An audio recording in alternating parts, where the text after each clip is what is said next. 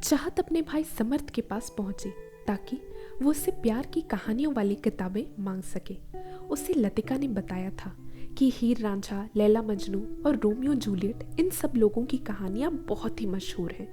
वो चाहती थी कि ऐसी ही कोई किताब उसे मिल जाए और वो उसे पढ़ ले। समर्थ जानता था कि चाहत को ऐसी किताबों का कोई शौक नहीं है, इसलिए उसे शक हुआ कि कोई तो बात है, वरना उसकी बहन यूं अचानक उसे ऐसी किताबें नहीं मांगती। उसके पूछने पर चाहत ने बहाना बनाने की कोशिश की, पर समर्थ अपनी बहन को बहुत अच्छे से जानता था और क्योंकि दोनों के बीच दोस्ती का रिश्ता था, तो चाहत भी अपने भाई से ये बात छुपाना नहीं चाहती थी। तो उसके जोर देने पर चाहत ने समर्थ से कहा, भाई मैं एक लड़के से प्यार करती हूँ।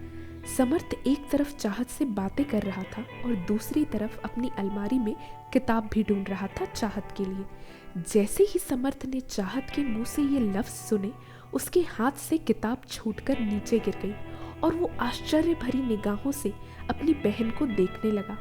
उसकी आंखों में आश्चर्य के साथ साथ अपनी बहन के लिए दुख और तरस भी था, क्योंकि उसे पता था कि उसकी बहन एक बहुत ही गलत रास्ते की तरफ निकल चुकी है, जिसका अंजाम खुशियों भरा नहीं होगा।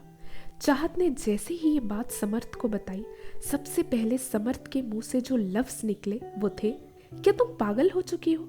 चाहत ये सुनकर डर गई और घबराई भी। उसे लगा था कि पूरे परिवार में कोई नहीं, पर उसका भाई उसकी बात जरूर समझेगा, क्योंकि बचपन से लेकर आज तक उसका भाई ही है जो उसकी हर बात बिना कुछ कहे ही समझ जाता था। पर अपने भाई के मुंह से ये लफ्ज सुन के वो चौंक सी गई। उसने बोला, नहीं भाई, मैं पागल नहीं हूँ, मैं सच में किसी से प्यार करती हूँ, बेहद प्यार। उसका नाम मिहिर है और वो मेरे स्कूल में ही पढ़ता है। मैं जानती हूँ कि घर में कोई भी मेरी ये बात नहीं समझेगा, पर तुम ही एक थे जिसमें मैंने अपनी आस लगाई हुई थी। मुझे लगा था तुम मेरी बात को समझोगे, पर तुम ही ऐसा कह रहे हो। ये कहते कहते चाहत के आंख आंसू से भर गए। ये देखकर समर्थ थोड़ा शांत हुआ और मन ही मन उसने सोचा कि ये तो उम्र ही ऐसी है कि कोई भी इंसान बहक जाता है और इन प्यार व्यार के चक्करों में पड़ जाता है।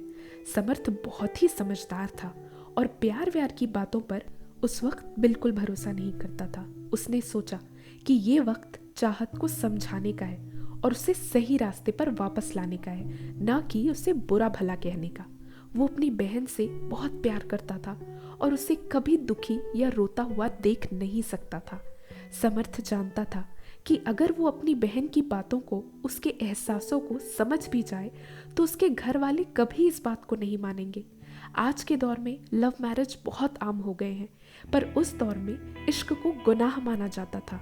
वो जानता था कि चाहत चाहे कुछ भी कर ले, रो ले, बिलख ले, धमकियां दे, पर उसके घर वाले कभी उसे अपनी मर्जी से शादी करने की इजाजत नहीं देते।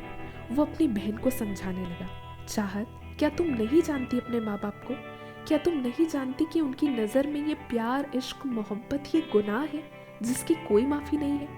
तुम जानती हो कि वो तुम्हारा रिश्ता अपनी मर्जी से ही करवाएंगे, चाहे इसके लिए उन्हें कुछ भी करना पड़े। चाहत जो उस वक्त महसूस कर रही थी, वो दुनिया के सभी रीति रिवाजों और समाज की सभी बंदिशों से परे था।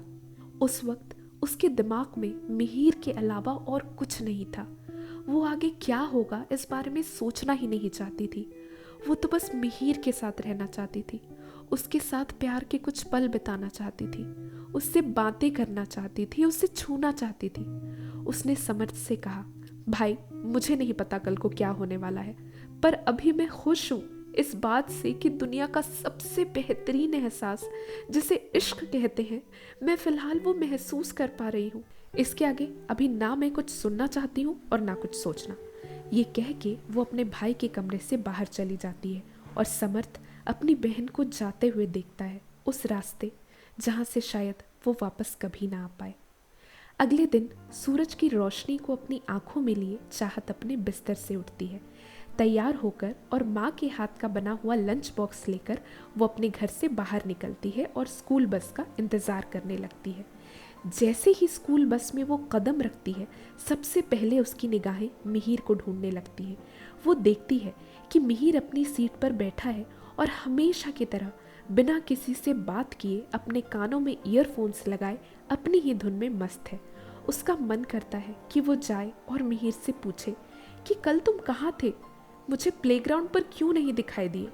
पर वो जानती है वो ऐसा नहीं कर सकती। जाने क्यों एक अजीब सी हिचकिचाहट है जो उसे आगे नहीं बढ़ने देती। फिर ये ख्याल अपने मन से निकाल वो अपनी खिड़की के बाहर लोगों को और आती जाती गाड़ियों को देखने लगती है और स्कूल पहुंच जाती है।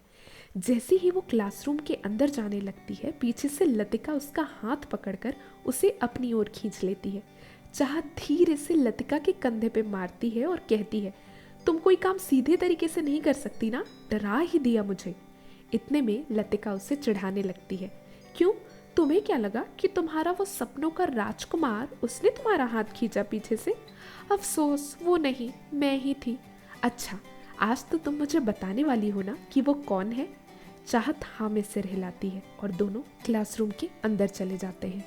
लंच ब्रेक की घंटी बजती है और दोनों सहेलियां अपना लंच बॉक्स लेकर गार्डन में अपनी उसी जगह पर जाके बैठ जाती हैं। चाहत देखती है कि प्लेग्राउंड आज खाली है। उसे लगता है कि कहीं ऐसा ना हो कि वो आज भी मिहिर को ना देख पाए।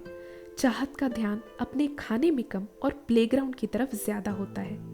कुछ देर में वो देखती है कि कुछ लड़के दूर से आ रहे हैं प्लेग्राउंड की तरफ। उसी भीड़ में उसे मिहिर भी दिखाई देता है। उसकी आंखें खुशी से खिल उठती हैं। अचानक उसका ध्यान मिहिर की टी शर्ट पर जाता है और वो देखती है कि आज उसने हमेशा की तरह और बाकी लड़कों के जैसे ब्लू टी शर्ट नहीं पहनी, बल्कि हरे रंग की टी शर्ट पहनी है। देखते ही देखते अचानक मिहिर खेलते हुए जमीन पर गिर जाता है और चाहत के हाथ से वो निवाला छूटकर जमीन पर गिर जाता है। चाहत का मन बेचैन हो उठता है।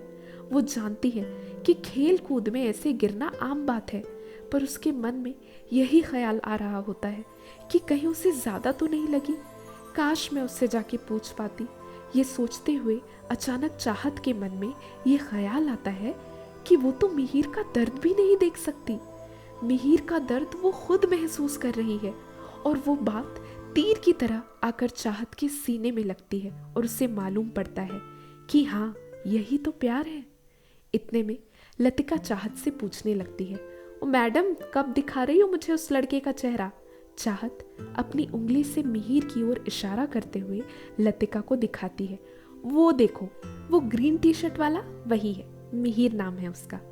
लतिका के चेहरे का रंग उड़ जाता है और वो चाहत से कहती है, चाहत, वो तो किसी और से प्यार करता है।